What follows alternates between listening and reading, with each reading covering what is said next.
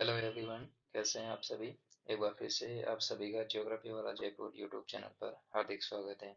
आज के इस सेशन में हम जनसंख्या संगठन के बारे में पढ़ेंगे और ये चैप्टर हमारा 12th क्लास की ह्यूमन ज्योग्राफी की पुस्तक है, फंडामेंटल्स ऑफ ह्यूमन ज्योग्राफी। उसका थर्ड चैप्टर है, अध्याय तीसरा है।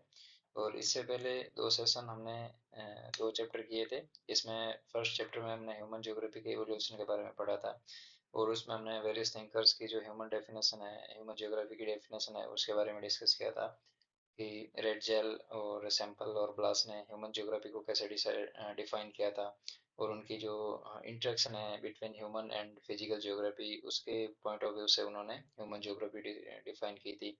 और उसमें उसी सेशन में हमने जो ह्यूमन ज्योग्राफी की ब्रांचेज है, वेरियस जो शाखाएं हैं, उनके बारे में डिस्कस किया था। ह्यूमन ज्योग्राफी को कौन कौन से टाइप से हम डिफाइन कर सकते हैं, हर एक पर्टिकुलर सेक्टर के पॉइंट ऑफ व्यू से ह्यूमन ज्योग्राफी को अलग अलग सेक्टर में बांटा है, सब्जेक्ट में बांटा है। उसके बाद में हमने सेकंड चैप्टर में जो वर्ल्ड पॉपुलेशन है, पॉपुलेशन ज्योग्राफी के बारे में डिस्कस किया था और उसमें हमने वर्ल्ड पॉपुलेशन ज्योग्राफी के बारे में डिस्कस किया था, जिसमें हमने कॉन्टिनेंट वाइज पॉपुलेशन का शेयर देखा था, डेंसिटी के बारे में देखा था। और उसके बाद में जो वेरियस डेफिनेशन है, फॉर एग्जांपल पॉपुलेशन ग्रोथ क्या होती है, नेचुरल ग्रोथ क्या होती है, उसके बाद पॉजिटिव और नेगेटिव ग्रोथ क्या होती है, उसके बारे में देखा। फिर क्रूड बर्थ रेट के बारे में देखा था। उसके बाद में क्रूड डेथ रेट के बारे में पढ़ा था और ये सारी चीज़ें हमने डिस्कस की थी। और आज के इस सेशन में हम जनसंख्या संगठन के बारे में देखेंगे। छोटा सा टॉपिक है, मुश्किल से 20 मिनट लगेंगे। इसमें सबसे पहले हम लिंग संगठन के बारे में, ठीक है, सेक्स रेशियो के बारे में पढ़ेंगे, उसको मेजरमेंट कैसे किया जाता है, टॉप कहाँ पे कम कहाँ पे। फिर आयु संरचना के बारे में, उसके बाद में आयु लिंग पिरामिड के बारे में देखेंगे। पिरामिड का कॉन्सेप्ट क्या है पॉपुलेशन के पॉइंट ऑफ व्यू से। एक पिरामिड हम जो एनवायरनमेंट ज्योग्राफी पढ़ते हैं उसमें पढ़ते हैं, ठीक है। तो यहाँ पॉपुलेशन में पिरामिड का पिरामिड को कैसे डिफाइन किया जाता है पॉपुलेशन के पॉइंट ऑफ व्यू से, ठीक है।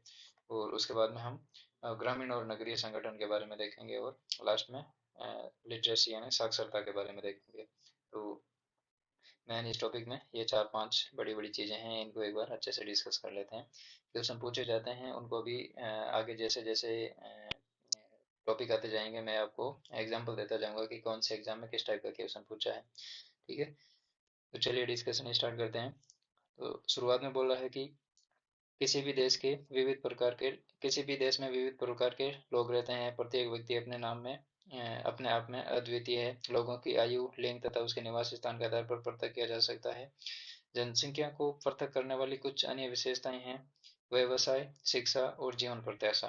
अब वैसे तो हमने पहले सेशन में सेकंड चैप्टर में पढ़ा था, इस पुस्तक के सेकंड चैप्टर में, वहां पे हमने पॉपुलेशन के बारे में पढ़ा था कि जो लोगों के बीच में ह्यूमन ज्योग्राफी के बारे में हमने पढ़ा था कि ह्यूमन ज्योग्राफी में हम लोगों के बारे में पढ़ते हैं, ठीक है, उनके निवास स्थान, उनके रेशियल फीचर के बारे में पढ़ते हैं, उनके शारीरिक और जो हाव भाव है उनके बारे में पढ़ते हैं, समाज के बारे में पढ़ते हैं। लेकिन यहाँ पे लोगों को आयु, लिंग और उसके निवास स्थान के आधार पर पृथक किया जा सकता है। और दूसरा है कि जनसंख्या को पृथक करने वाले कुछ अन्य कारक है, जिसमें व्यवसाय है कि ये प्राथमिक, सेकेंडरी और टर्सरी कौन सी एक्टिविटीज या क्वार्टनरी, इन कौन सी एक्टिविटीज में व्यक्ति वर्क कर रहा है, उसका एजुकेशनल लेवल क्या है, उसके बाद में उसकी जीवन प्रत्याशा क्या है, वो इस धरती पर कितने साल ऑन एन एवरेज कितने साल जिएगा, ठीक है। ये सारी चीजें इनके पॉइंट ऑफ व्यू से भी हम पॉपुलेशन को कैटेगराइज कर सकते हैं। तो मेन टॉपिक है यहाँ पे लिंग संगठन, ठीक है। इसमें है कि स्त्री और पुरुषों की संख्या किसी देश की महत्वपूर्ण जनांकीय विशेषताएं होती है। जनसंख्या में स्त्री और पुरुषों की संख्या के बीच के अनुपात को लिंग अनुपात कहा जाता है, ठीक है। जनसंख्या में स्त्री और पुरुषों की संख्या के बीच के अनुपात को लिंग अनुपात कहा जाता है। कुछ देशों में यह निम्न सूत्र द्वारा परिकल्पित किया जाता है। अब हम किसी फॉर एग्जांपल इंडिया की बात करें तो इंडिया में हमें पता है कि पॉपुलेशन 130 करोड़ के समथिंग है, ठीक है। अब हमने मोटा जो डाटा था वो ये डिसाइड कर लिया कि इंडिया में 130 करोड़ के आसपास लोग रहते हैं, ठीक है, लो ह्यूमन रहते हैं, ठीक है। उसके बाद में जो बायोलॉजिकल क्लासिफिकेशन है, फॉर एग्जांपल मेल और फीमेल का, इस कैटेगरी के इस पॉइंट ऑफ व्यू से देखें तो कितने मेल है और कितने फीमेल है, इसके बारे में पता होना चाहिए हमें। तो इसको बोलते हैं लिंग संगठन, सेक्स रेशियो, ठीक है।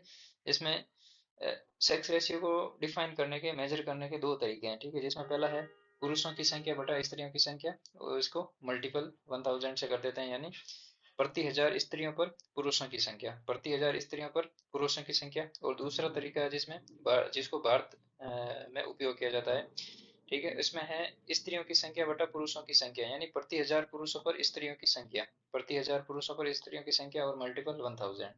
ठीक है, तो ये भी राजस्थान में सेट का एग्जाम हुआ था, उसमें इस पैराग्राफ से क्वेश्चन पूछा था। और उसमें लिंग अनुपात के फॉर्मूले के संबंध में पूछा था कि इसको एक ही तरह से डिफाइन किया जाता है या कहीं पर पुरुषों को ऊपर रखा जाता है, स्त्रियों को नीचे। ठीक है, तो इस टाइप का जो फॉर्मूला है इसके बेस पे क्वेश्चन पूछा था। ठीक है, तो ये है दो तरीके हैं इसको मेजरमेंट करने के। तो आप देख सकते हैं कि पहला है अ, प्रति प्रति हजार स्त्रियों पर पुरुषों की संख्या। ये वेस्टर्न जो डेवलप्ड कंट्रीज है, फॉर एग्जांपल जो अमेरिका है, ब्रिटेन है, अधिकतर जो विकसित देश है वहाँ पर ये फॉर्मूला अपनाया जाता है लिंग अनुपात के लिए, और इंडिया में ये फॉर्मूला अपनाया जाता है। ठीक है, तो सीधा सीधा फैक्चुअल क्वेश्चन बन सकता है नेक्स्ट एग्जाम में भी। और नेक्स्ट है कि लिंग अनुपात किसी देश में स्त्रियों की स्थिति के संबंध में महत्वपूर्ण सूचना होती है। और इसमें लिंग अनुपात से हमें पता चल जाता है कि जो पॉपुलेशन प्रोपोर्शन है वो किस तरफ ज्यादा झुका हुआ है, मतलब स्त्रियों की संख्या ज्यादा है या पुरुषों की संख्या ज्यादा है, ये दर्शाने में ये महत्वपूर्ण है। और उसके बाद में जो पॉपुलेशन से रिलेटेड पॉलिसियां होती है उनको डिसाइड करते हैं लिंग अनुपात के अनुसार। जिन प्रदेशों में लिंग भेदभाव अनियंत्रित होता है जिन प्रदेशों में लिंग भेदभाव अनियंत्रित होता है वहाँ लिंग अनुपात निश्चित रूप से स्त्रियों के प्रतिकूल होता है। जहाँ पर भेदभाव अनियंत्रित होता है, कहने का मतलब वहाँ पे स्त्रियों के पॉइंट ऑफ व्यू से देखें तो कहने का मतलब वहाँ पे ज्यादा तवज्जो नहीं दिया जाता है, तो वहाँ पे स्त्रियों के प्रतिकूल होता है। कहने का मतलब पुरुष ज्यादा होते हैं, मेल ज्यादा होते हैं और फीमेल पॉपुलेशन कम होती है। इन क्षेत्रों में स्त्री भ्रूण हत्या, स्त्री शिशु हत्या और स्त्रियों के प्रति घरेलू हिंसा की प्रथा प्रचलित है।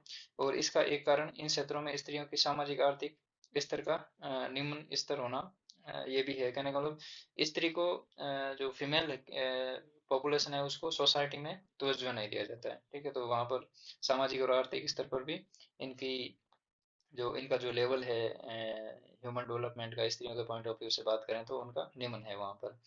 आपको स्मरण होना चाहिए कि जनसंख्या में अधिक स्त्रियां होने का अर्थ ये नहीं है कि उनका स्तर बेहतर है, ये भी हो सकता है कि पुरुष रोजगार के लिए अन्य क्षेत्रों में प्रवास कर गए हो। अब फॉर एग्जांपल हम बात करें, एक तो कहने का बैलेंस है, जितने स्त्री है उतने ही पुरुष है।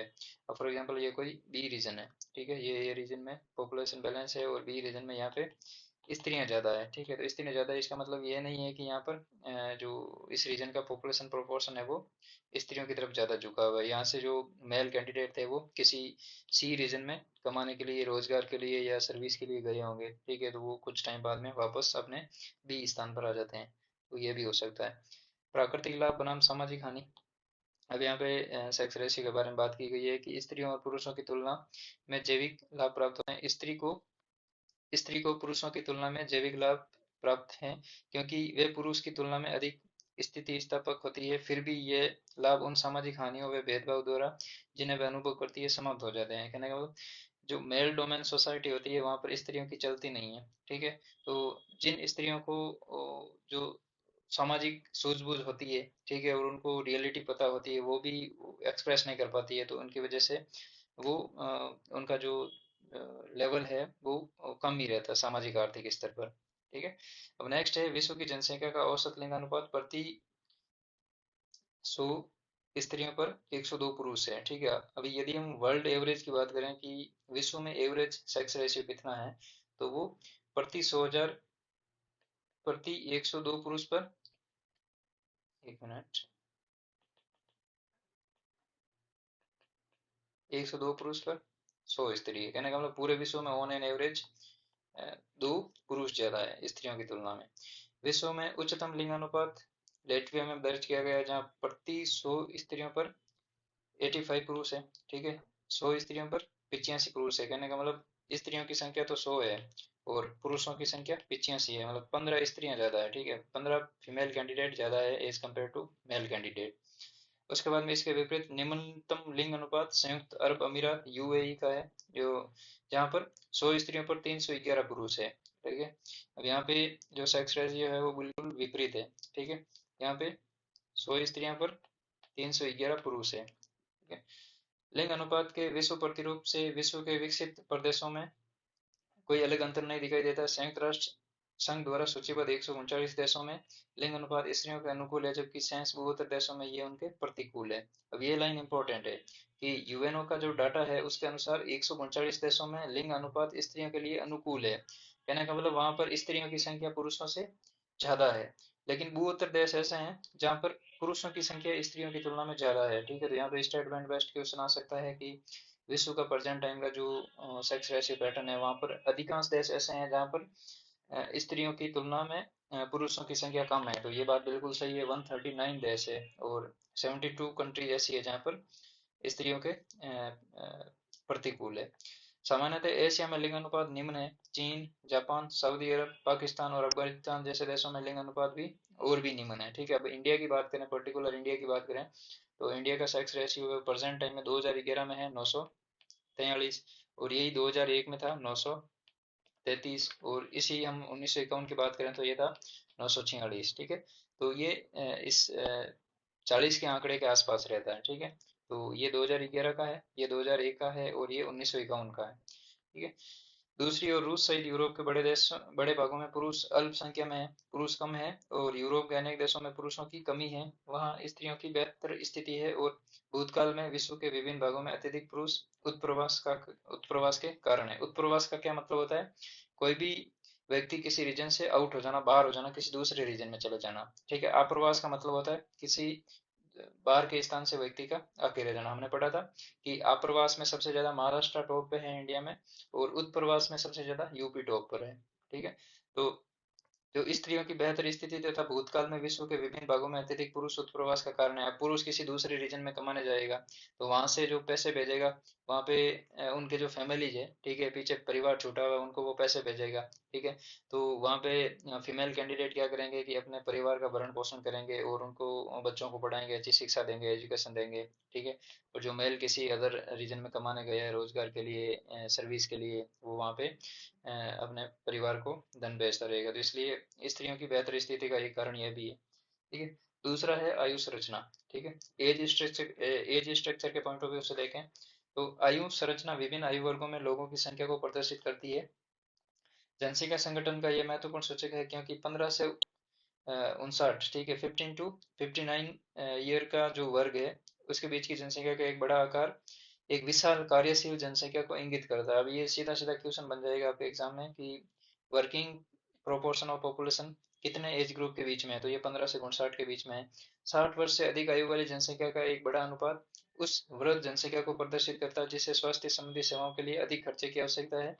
इसी प्रकार युवा जनसंख्या के उच्च अनुपात का अर्थ है कि प्रदेश में जन्म दर ऊंची है और जनसंख्या युवा है। अब इस पैराग्राफ की दो तीन जो बातें हैं वो इम्पोर्टेंट है।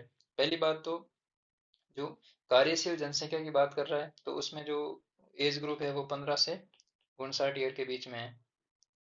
ठीक है, अब दूसरी बात यहाँ पे बोली है कि यदि 60 वर्ष से अधिक आयु वाले लोगों की संख्या ज्यादा होगी तो वहां पे क्या होगी, स्वास्थ्य संबंधित सेवाओं के लिए अधिक खर्चा होगा। अब जो वृद्ध माता पिता है, जो वृद्ध जन है, सीनियर सिटीजन है, उनको वो न तो जो रिटायर्ड हो चुके हैं ज्यादातर, ठीक है, तो उनको क्या है कि स्वास्थ्य संबंधित सेवाओं को वो हेल्थ के मामले में सेंसिटिव होते हैं, तो उनको स्वास्थ्य संबंधित खर्चा ज्यादा होता है, सेवाएं ज्यादा होती है। और दूसरी तरफ जो 60 साल से प्लस व्यक्ति है, मेल फीमेल है कैंडिडेट, उनकी आयु है, तो वो सेवा संबंधी स्वास्थ्य संबंधी सेवाओं के लिए अधिक खर्चा करेंगे। और 15 साल से जो कम एज के कैंडिडेट है, जो मतलब कहने का मतलब 0 से लेके 15 की बात कर लेते हैं, ठीक है, तो यहाँ पर भी युवा पॉपुलेशन ज़्यादा होगी, तो यहाँ पर भी जो डिपेंडेंसी रेशियो होगा वो ज़्यादा होगा। ठीक है, तो ये बात बोली है कि जन्म दर ऊंची है। अब यहाँ पे जो 0 से 15 के बीच में यदि युवा पॉपुलेशन ज़्यादा है, इसका मतलब वहाँ पे जनसंख्या ग्रोथ रेट ज़्यादा है, नेचुरल ग्रोथ रेट ज़्यादा है, जन्म ज़्यादा होता है। ठीक है, as compare to death rate. और उसके बाद में ये जनसंख्या युवा अवस्था में है अभी। ठीक है, तो ये बात बोली है। नेक्स्ट है आयु लिंग पिरामिड। अब आयु लिंग पिरामिड का कॉन्सेप्ट है कि जनसंख्या की आयु लिंग संरचना का अभिप्राय विभिन्न आयु वर्गों में स्त्रियों और पुरुषों की संख्या से है। अब विभिन्न आयु वर्ग कौन से हैं, ये भी हम एक पिरामिड का एग्जांपल लेके देखेंगे। जनसंख्या पिरामिड का प्रयोग जनसंख्या की आयु लिंग संरचना को दर्शाने के लिए किया जाता है। आयु लिंग का मतलब है कि कितनी एज में मेल और पुरुष की कितनी पॉपुलेशन है, उसके पॉइंट ऑफ व्यू से ये जनसंख्या पिरामिड की बात हो रही है। जनसंख्या पिरामिड की आकृति जनसंख्याओं की विशेषताओं को परिलक्षित करती है। प्रत्येक आयु वर्ग में बाईं भाग पुरुषों का प्रतिशत तथा दायां भाग स्त्रियों का प्रतिशत दर्शाया जाता है। अब पहले जनसंख्या के जो पिरामिड होते हैं उनकी जो बेसिक चीजें हैं उनको एक बार देख लेते हैं। एक मिनट। ये जो पॉपुलेशन के पिरामिड होते हैं उनके मेन कॉन्सेप्ट क्या हैं, उनका आकार कैसे डिसाइड किया जाता है, इनके बारे में देखते हैं। तो सबसे पहले इस पिरामिड को देखते हैं कि एग्जाम्पल के पॉइंट ऑफ व्यू से कि ये जनसंख्या का पिरामिड है और इसमें दो तीन बातें इंपॉर्टेंट है। इसमें जो लेफ्ट हैंड साइड में पुरुष को दर्शाया जाता है और राइट हैंड साइड में स्त्री को दर्शाया जाता है। ये इंपॉर्टेंट बात है, कभी भी एग्जाम में फैक्ट पूछ सकते हैं। ठीक है। उसके बाद में जो इंटरवल है, आयु वर्ग, इधर आयु वर्ग दे रखा है और इधर कुल जनसंख्या का परसेंटेज दे रखा है। ठीक है, ये जीरो है और यहाँ से इधर जाएंगे तो ये परसेंटेज होगा। ठीक है। तो आयु वर्ग का जो अंतराल है वो 5 वर्ष का होता है। ये बात भी आपको इम्पोर्टेंट है, याद रखनी है कि पूछ लेंगे जनसंख्या पिरामिड में आयु वर्ग कितने साल का होता है, 7 साल का, 5 वर्ष का, ये भी एग्जाम में पूछा हुआ है। ठीक है। ये बाय द वे मेरे हिसाब से सेट में या जो लैब असिस्टेंट का एग्जाम हुआ था उसमें क्वेश्चन पूछा था कि जो जनसंख्या पिरामिड होते हैं उसमें जो आयु वर्ग का अंतराल होता है वो कितना साल का होता है, जैसे 0 से 4, 5 से 9, 10 से 14। तो यहाँ पे ये मेन दो बातें हैं, एक तो पुरुष को लेफ्ट हैंड में दर्शाया जाता है और स्त्री को राइट हैंड में दर्शाया जाता है।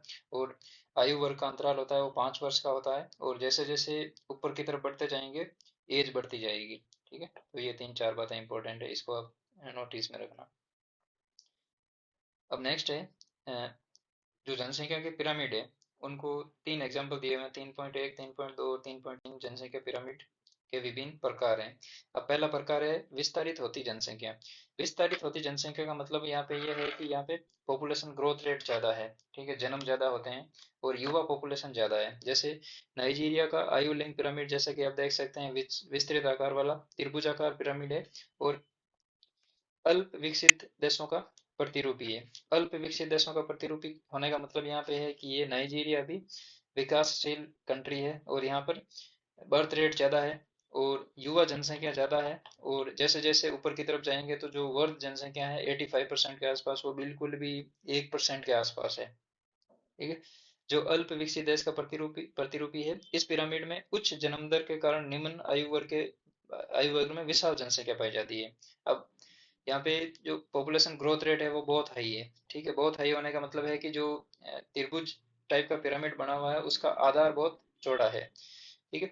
यदि आप बांग्लादेश और मैक्सिको के लिए पिरामिड की रचना करें तो वो भी ऐसे ही दिखाई देंगे।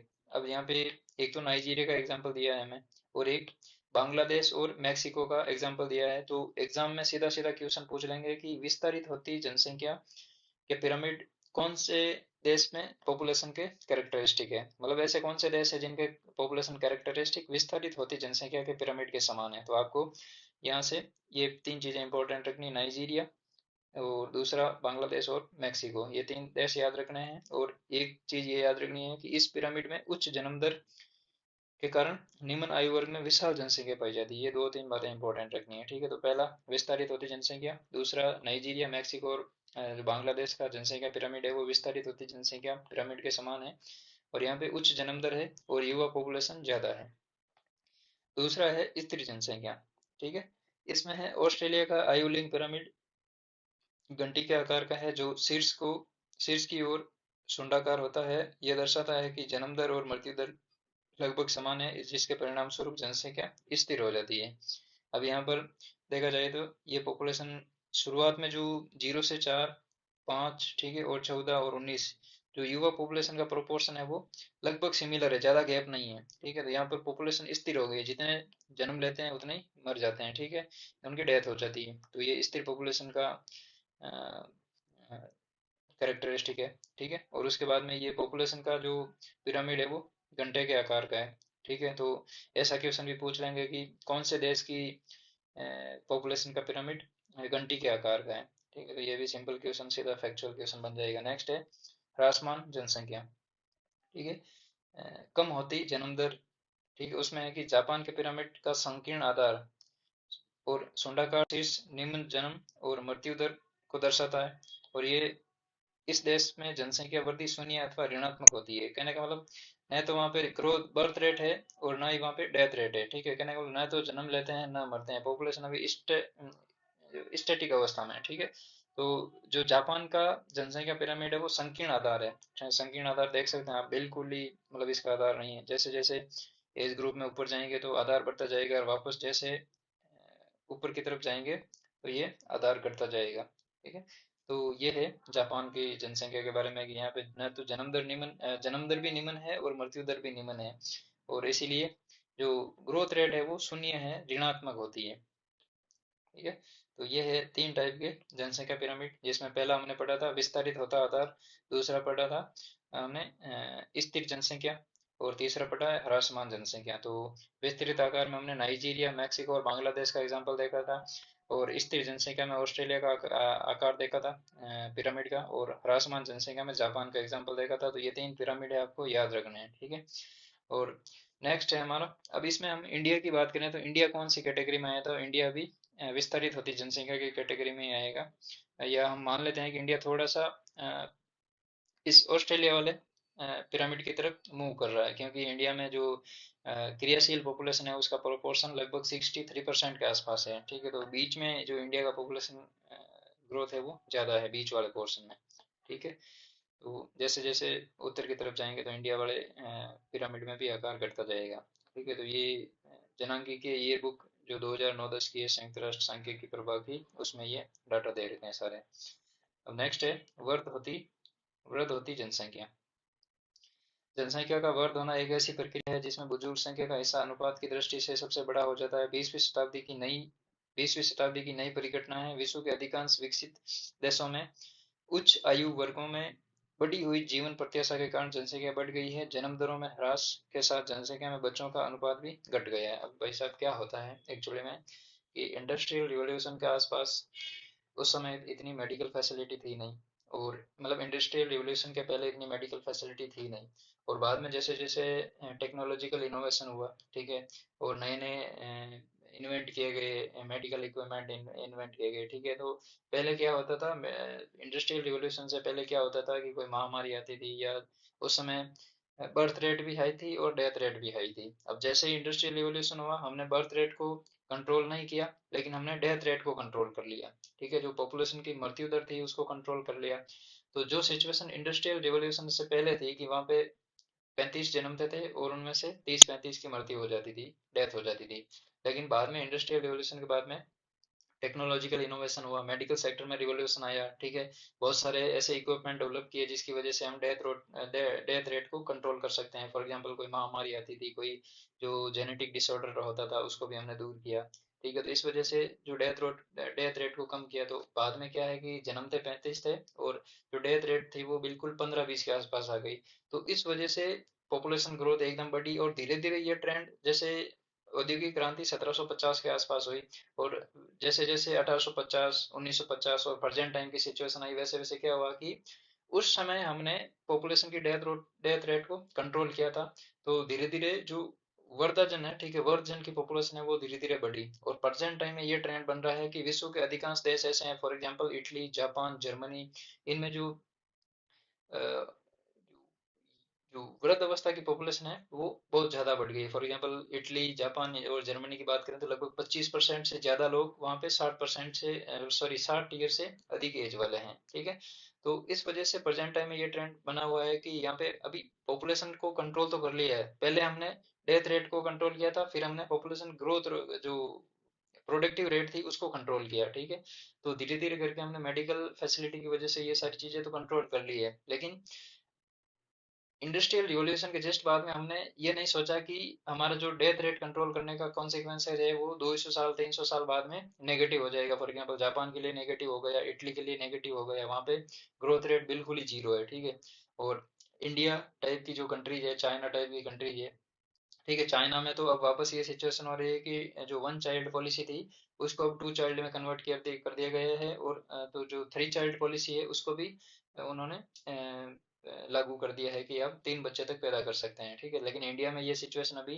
ट्रांजिशन फेज में है। इंडिया अभी बर्थ रेट को भी कंट्रोल कर रहा है, ठीक है, और साथ में डेथ रेट को तो बिल्कुल ही कंट्रोल कर रहा है। मेडिकल फैसिलिटी जो हेल्थ सेक्टर है वहाँ पर अच्छा परफॉर्मेंस है, ठीक है। तो इस वजह से ये चीज़ें हुई। तो प्रेजेंट टाइम में वर्ल्ड पॉपुलेशन जो बड़ी है उसका मेन कारण ये भी है कि हमने औद्योगिक क्रांति के बाद में जो अ, जनसंख्या के संबंध में डिसीजन लिए थे उनका भी एक कारण यही है, ठीक है। और प्रेजेंट टाइम में जो सिचुएशन है उसका भी एक कारण यही है। तो अभी वर्तमान में बहुत सारे ऐसे देश है जो कुछ देश ऐसे हैं जो पॉपुलेशन ग्रोथ को बढ़ावा दे रहे हैं, कुछ देश ऐसे हैं जो पॉपुलेशन को कंट्रोल कर रहे हैं, और कुछ देश ऐसे हैं जिनका जनसंख्या पिरामिड आधार तल बहुत चौड़ा है, ठीक है। फॉर एग्जांपल नाइजीरिया है, ठीक है, तो ये कंट्रोल करने की कोशिश कर रहे हैं, ठीक है। और चाइना टाइप के देश हैं जो पॉपुलेशन को धीरे धीरे वापस एक्सपेंड करने की कोशिश कर रहे हैं। तो अभी ये ट्रांजिशन फेज में है, ठीक है। पॉपुलेशन को ऑल ओवर वर्ल्ड में देखें तो ये ट्रांजिशन फेज में है, ठीक है। तो अभी इसको एक बार वापस पढ़ते हैं। वर्ध होती जनसंख्या। जनसंख्या का वर्ध होना एक ऐसी प्रक्रिया है जिसमें बुजुर्ग संख्या का हिस्सा अनुपात की दृष्टि से बढ़ रहा है, ठीक है। जितना एवरेज बुजुर्गों का होना चाहिए उससे ज्यादा है। उसके बाद में इसकी दृष्टि से बड़ा हो जाता है 20वीं शताब्दी की एक नई परिघटना है, क्योंकि हमने इंडस्ट्रियल रिवॉल्यूशन के आसपास में उसके बाद में 50 साल के आसपास हमने मेडिकल इन्वेंशन किया था, और हमने बर्थ डेथ रेट को कंट्रोल किया था। और उसके बाद में ये 20वीं शताब्दी की नई परिघटना है। कहने का मतलब ये 20वीं शताब्दी आते तक, मतलब 1901 से 2000 तक ये सिचुएशन हमारे सामने आई है कि पॉपुलेशन इम्बैलेंस हो गया पूरे वर्ल्ड में, ठीक है। विकसित देशों में पॉपुलेशन बढ़ रही है, सॉरी, विकसित देशों में पॉपुलेशन घट रही है, जो विकासशील देश है वहाँ पे पॉपुलेशन बढ़ रही है, और अविकसित देश है वहाँ पे पॉपुलेशन का भी कोई मतलब अता पता नहीं है कि वहाँ बढ़ रही है घट रही है, ठीक है। नेचुरल लॉ के अनुसार वो पॉपुलेशन चल रही है। विश्व के अधिकांश विकसित देशों में उच्च आयु वर्गों में बढ़ी हुई जीवन प्रत्याशा, अब जीवन प्रत्याशा भी बढ़ी है। पहले जो ऑन एन एवरेज होती थी ह्यूमन लाइफ की, वो 45-50 के आसपास होती थी, लेकिन प्रेजेंट टाइम में जापान और इटली और जो विकसित देश है उनकी जो पॉपुलेशन जीवन प्रत्याशा है, लाइफ एक्सपेक्टेंसी है, वो लगभग 90 प्लस है, 80 प्लस है। और इंडिया की अभी प्रेजेंट टाइम में 70 क्रॉस कर ली है, ठीक है। तो इस वजह से जीवन प्रत्याशा भी बढ़ी है। और जन्म दरों में ह्रास के साथ जनसंख्या में बच्चों का अनुपात घटा है, ठीक है। तो अभी जो बर्थ रेट है उसको भी कंट्रोल कर लिया है अभी हमने, ठीक है। तो पहले हमने डेथ रेट को कंट्रोल किया था, और अभी हम बर्थ रेट को कंट्रोल कर रहे हैं। उसके बाद में ग्रामीण और नगरीय जनसंख्या, ठीक है, संगठन क्या है। जनसंख्या का ग्रामीण और नगरीय नगरीय में विभाजन निवास के आधार पर होता है कि जो ग्रामीण क्षेत्र में रह रहे हैं लोग या नगरीय क्षेत्र में रह रहे हैं।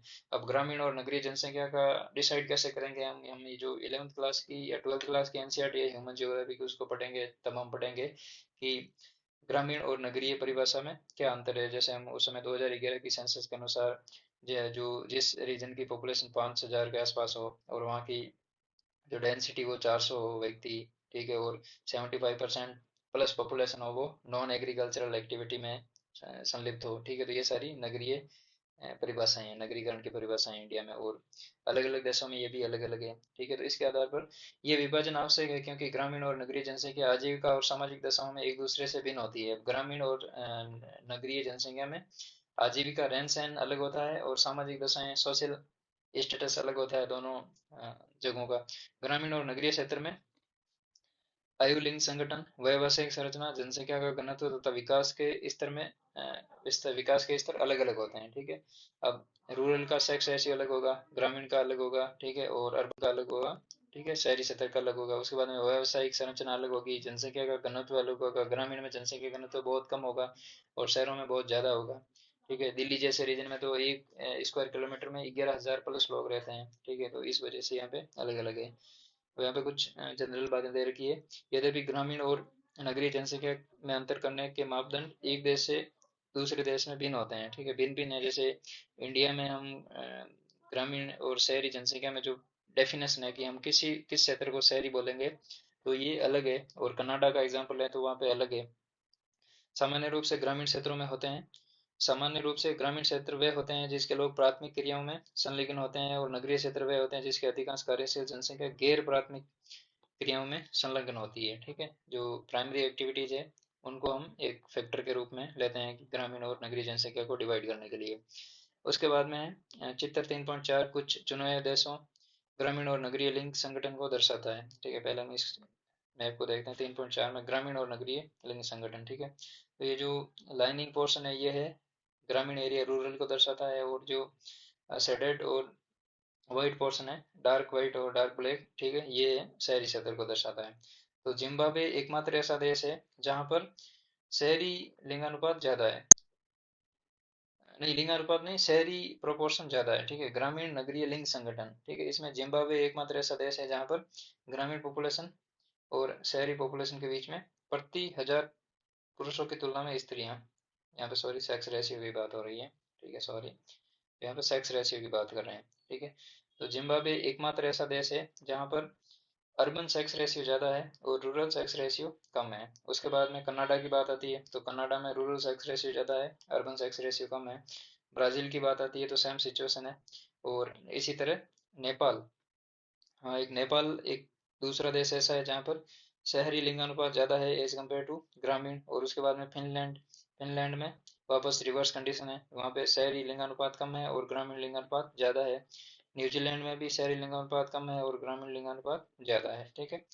तो ये ग्रामीण नगरीय लिंग संगठन की बात कर रहे हैं, ठीक है, प्रति हजार पुरुषों की तुलना में स्त्रियों की संख्या दर्शा रहा है।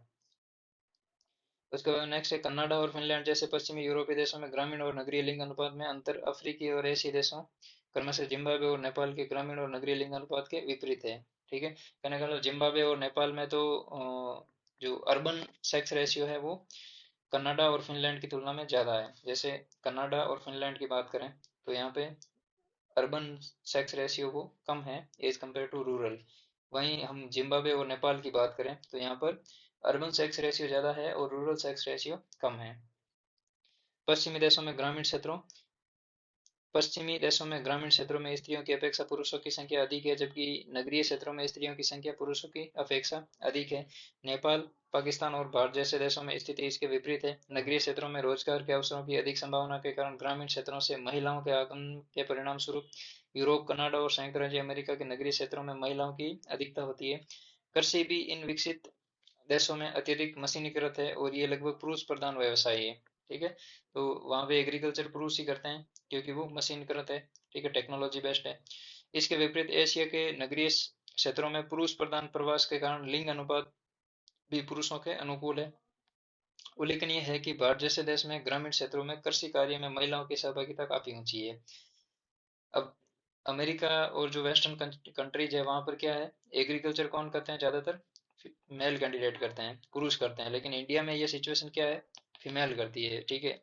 जो महिलाओं की सहभागिता है वो काफी ऊंची होती है। फॉर एग्जांपल कोई ग्रामीण क्षेत्र है वहाँ पर महिलाएं हैं, ठीक है, पुरुष है, पुरुष कोई अर्बन एरिया में चला गया, फॉर एग्जांपल मुंबई चला गया, ठीक है, तो कोई रोजगार के लिए, सर्विस के लिए, तो जो ग्रामीण क्षेत्र में जो खेती है उस खेती को कौन करेगा, ठीक है, वो फीमेल कैंडिडेट जो पीछे रह गई वही करेगी। तो इस वजह से इंडिया में कृषि कार्यों में महिलाओं की सहभागिता काफी ऊंची है। नगरों में आवास की कमी, रहन सहन की उच्च लागत, रोजगार के अवसरों की कमी, सुरक्षा की कमी महिलाओं के गांवों से नगरीय क्षेत्र में प्रवास को रोकते हैं, ठीक है। अब इंडिया में कहीं है तो इंडिया में केवल पुरुष प्रधान माइग्रेशन क्यों है, उसका मेन कारण यह है कि आवास की कमी है पहली बात तो, रहन सहन की उच्च लागत होती है, ज्यादा कॉस्ट आती है, रोजगार के अवसरों की कमी, सुरक्षा की कमी, महिलाओं के गांव से नगरीय प्रवास को रोकती है। कहने का मतलब महिला गांव से नगर में नहीं जा पाती है, उनके मेन कारण ये है, ठीक है। तो ये चीजें याद रखनी है, तभी स्टेटमेंट बेस्ट क्वेश्चन में पूछ सकते हैं। नेक्स्ट है साक्षरता। अब इंडिया में रूरल अर्बन जो पॉपुलेशन है उसका कंपोजिशन कैसा है, एक बार उसको देखते हैं। एक मिनट, ठीक है। इंडिया में रूरल और अर्बन पॉपुलेशन कंपोजिशन क्या है 2011 के अनुसार। 2011 के अनुसार जो रूरल पॉपुलेशन है वो 68.8% है और अर्बन पॉपुलेशन प्रोपोर्शन है वो 31.2% है। ये डाटा इंपॉर्टेंट है, याद रखना है आपको, ठीक है। और उससे पहले हमने एज ग्रुप का पढ़ा था, आयु संरचना का पढ़ा था, आयु लिंक पिरामिड का, ठीक है, आयु संरचना का पढ़ा था। इसमें एक बार हम जो इंडिया का एज प्रोपोर्शन है उसको देख लेते हैं कि जो 0 से 6 वर्ष के बीच में जो आयु प्रोपोर्शन है इंडिया में, 0 से 6 ईयर के बीच में, वो है लगभग 18%। यदि टोटल इंडिया की पॉपुलेशन को 100% माने तो उनमें से जो 18% शेयर है वो 0 से 6 वर्ष के बीच का है। और 15 वर्ष से जो कम पॉपुलेशन का एज ग्रुप है उसका प्रोपोर्शन है 31% का, 100 में से 31%, 15 साल से मतलब 6 से 15 साल के बीच के युवा है। उसके बाद में 15 से 59 के बीच में, 59 ईयर के बीच में जो पॉपुलेशन प्रोपोर्शन है वो 63% के आसपास है। 100 में से 63% ये हो जाएंगे।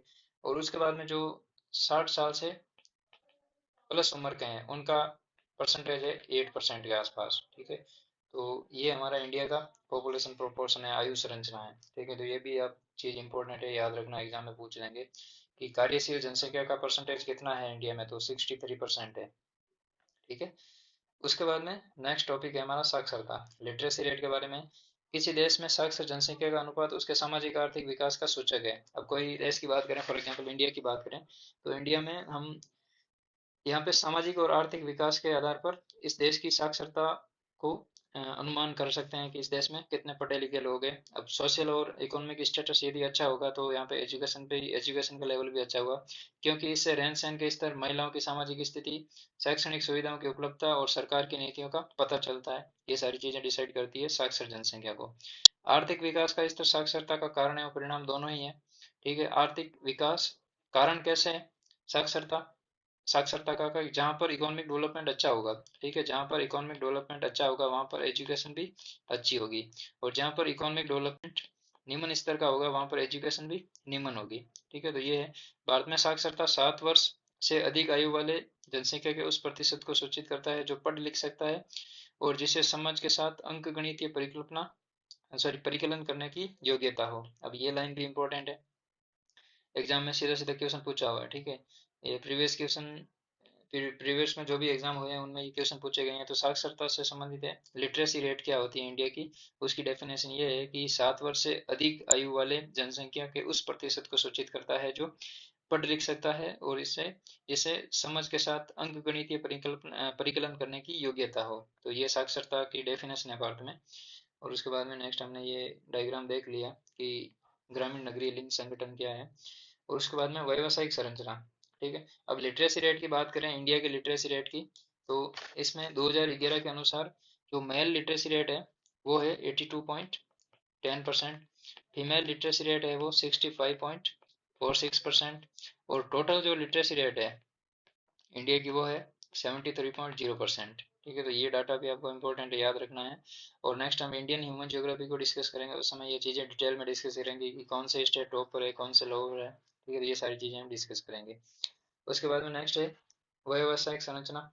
अब कार्यशील जनसंख्या अर्थात 15 से 59 आयु वर्ग में स्त्री और पुरुष कृषि, वानिकी, मत्स्य, विनिर्माण, निर्माण, व्यावसायिक, परिवहन सेवाओं, संचार तथा अन्य अवर्गीकृत सेवाओं जैसे व्यवसाय में भाग लेते हैं। ठीक है, अब कार्यशील जनसंख्या हमने पढ़ा था कि 63% के आसपास है, एक्चुअल में तो ये 62.5% है। ठीक है, तो इंडिया में कार्यशील जनसंख्या का प्रोपोर्शन 63% के आसपास है। कृषि, वानिकी, मत्स्य और खनन को प्राथमिक क्रियाएं, विनिर्माण को द्वितीय क्रियाएं, व्यापार, परिवहन और संचार अन्य सेवाओं को तृतीय क्रियाएं, अनुसंधान, सूचना प्रौद्योगिकी और वैचारिक विकास से जुड़े कार्य चतुर्थ क्रियाकलाप में वर्गीकृत किए जाते हैं। अब जो नेक्स्ट हमारे 3 टॉपिक है इस बुक के, ठीक है, नेक्स्ट 3 टॉपिक, पहला है प्राथमिक क्रियाओं के बारे में, दूसरा द्वितीय क्रियाएं, तीसरा तृतीयक और चौथा चतुर्थ क्रियाओं के रूप में वर्गीकृत किया जाता है। ये 4 टॉपिक आने वाले जो 3 टॉपिक है उनमें हम ये डिस्कस करेंगे डिटेल से कि इनका विश्व में क्या लेवल है, कौन से रीजन प्राथमिक क्रियाओं के रूप में जाने जाते हैं, कौन से द्वितीय, तृतीय, चतुर्थक और एक पंचम क्रिया भी है। ठीक है, तो चतुर्थक और पंचम क्रिया में ज़्यादा डिफरेंस नहीं है, तो उन चीज़ों को भी हम डिटेल से आगे डिस्कस करेंगे। तो ये व्यावसायिक संरचना है और इस तरह में बांटा हुआ है। उसके बाद में इन 4 खंडों में कार्यशील जनसंख्या का अनुपात किसी राष्ट्र के आर्थिक विकास के स्तर का एक अच्छा सूचक है। फॉर एग्जाम्पल के रूप में मानते हैं primary activities, secondary activity, tertiary activities. Mainly ये इकोनॉमिक जब डेवलपमेंट की बात करते हैं, किसी भी जीडीपी की गणना करते हैं तो ये 3 सेक्टर को हम लेते हैं। ठीक है, फॉर एग्जाम्पल इंडिया की बात करें तो इंडिया में जो टर्सरी जो सर्विस सेक्टर है उसका एग्जाम्पल के पॉइंट ऑफ व्यू से माने तो प्राइमरी सेक्टर में पॉपुलेशन तो ज़्यादा है लेकिन जीडीपी में इसका योगदान कम है। सर्विस जो सेकेंडरी सेक्टर है, सर्विस सेक्टर तो तीसरा हो जाएगा। ठीक है, प्राइमरी, सेकेंडरी और टर्सरी जिसमें सर्विस सेक्टर। अब सेकेंडरी सेक्टर में इंडस्ट्री है तो इंडस्ट्री में इंडस्ट्रियल डेवलपमेंट ज़्यादा है, ठीक है, और पॉपुलेशन का प्रोपोर्शन भी लगभग सर्विस सेक्टर के समान है। ठीक है, तो अब इंडिया का जो इकोनॉमिक डेवलपमेंट है वो जीडीपी तो सेकेंडरी और टर्सरी सेक्टर पर डिपेंड करती है, ठीक है, लेकिन पॉपुलेशन का प्रोपोर्शन ज़्यादा प्राइमरी सेक्टर पर है। ठीक है, तो इस वजह से जो इंडिया का डेवलपमेंट है वो अभी ट्रांजिशन फेज में है। वहीं पर यदि अमेरिका की बात करें, ठीक है, डेवलप्ड कंट्री की बात करें, तो वहाँ पर जो एग्रीकल्चरल सेक्टर है वहाँ का जो परसेंटेज है जीडीपी में वो मुश्किल से 10% के आसपास है, 10-15% के आसपास है। ठीक है, और वहाँ पे पॉपुलेशन भी बहुत कम है, लेकिन जो पॉपुलेशन का ज़्यादातर प्रोपोर्शन है वो सेकेंडरी और टर्सरी एक्टिविटीज़ में है, तो वहाँ पे डेवलपमेंट ज़्यादा है। ठीक है, आर्थिक विकास उच्च स्तर का है। तो इससे भी हम अंदाज लगा सकते हैं कि इन चार खंडों में क्रियाशील जनसंख्या के अनुपात किसी राष्ट्र की आर्थिक विकास के स्तरों का एक अच्छा सूचक है। इसका कारण यह है कि केवल उद्योग और अवसंरचना से युक्त एक विकसित अर्थव्यवस्था ही द्वितीयक, तृतीयक और चतुर्थक सेक्टर में अधिक कर्मियों को समायोजित कर सकती है। अब जिस राष्ट्र में इंडस्ट्री और इंफ्रास्ट्रक्चर अच्छा है, ठीक है, किसी भी राष्ट्र में इंडस्ट्री और इंफ्रास्ट्रक्चर अच्छा है, तो उस देश में जो पॉपुलेशन प्रोपोर्शन होगा वो सेकेंडरी, टर्सरी और क्वार्टरनरी सेक्टर में ज़्यादा पॉपुलेशन होगी प्राइमरी सेक्टर की तुलना में। यहाँ पे आगे बोला है कि यदि अर्थव्यवस्था अभी भी आदिम अवस्था में है, तब प्राथमिक क्रियाओं में संलग्न लोगों का अनुपात अधिक होगा, क्योंकि इसमें मात्र प्राकृतिक संसाधनों का विदोहन होता है। ठीक है, तो जैसे फॉर एग्जांपल इक्वेटोरियल कंट्रीज है, फॉर एग्जांपल इंडोनेशियन जो द्वीपीय देश है, जैसे पपुआ न्यू गिनी टाइप के द्वीपीय देश है, वहाँ पर जो पॉपुलेशन है वो अभी भी आदिम अवस्था में है। ठीक है, वो एग्रीकल्चर पे बेस्ड है। ठीक है, फॉरेस्ट पे बेस्ड है। ठीक है, और जो नेचुरल रिसोर्सेज है उन पे बेस्ड है। तो ये सारी चीज़ें वो फॉलो करते हैं। वहाँ पे इकोनॉमिक डेवलपमेंट नहीं है, उद्योग नहीं है, अवसंरचना मतलब इंफ्रास्ट्रक्चर नहीं है। इंफ्रास्ट्रक्चर का मतलब वहाँ पे सड़क सुविधा नहीं है, रेल मार्ग नहीं है, हवाई अड्डे नहीं है इतने ज़्यादा। ठीक है, और उसके बाद में जो ट्रांसमिशन लाइन है, इलेक्ट्रिसिटी का इतना जनरेशन नहीं होता है। ठीक है, तो वो अभी आदिवासी टाइप के जीवन शैली है उनकी, तो वो इतने डेवलप नहीं है। तो इनका व्यवसायिक संरचना है वो प्राथमिक क्रिया में ज़्यादा होगी as compare to secondary, tertiary और क्वाटरनरी। ठीक है, तो ये था हमारा आज का मेन टॉपिक जनसंख्या संगठन के बारे में। तो आने वाले सेशन में हम प्राइमरी, सेकेंडरी और टर्सरी एक्टिविटीज़ के बारे में डिस्कस करेंगे डिटेल से। तो इस चैप्टर को कंप्लीट करते हैं यहीं पे। और अ, इससे प्रीवियस सेशन में हमने 11th क्लास की एनसीईआरटी का डिस्कस किया था, भारत का भौतिक पर्यावरण, जिसमें हमने इंडिया के फिजियोग्राफिक डिवीजन के बारे में, लोकेशन के बारे में, उसके बाद में ड्रेनेज, क्लाइमेट, सॉइल, वेजिटेशन और डिजास्टर मैनेजमेंट के बारे में पढ़ा था। तो इस बुक का कंप्लीट डिस्कशन आपको इस वीडियो के प्ले लिस्ट में मिल जाएगा। ठीक है, साथ में ही मेक श्योर कि आप इस यूट्यूब चैनल को सब्सक्राइब कर लें और वीडियो को शेयर, लाइक और कमेंट कीजिए। और आने वाले सेशन में ज्योग्राफी के कुछ इंपॉर्टेंट टॉपिक है उनको भी हम डिस्कस करेंगे। तो चलिए आज के इस सेशन में इतना ही है। Thank you.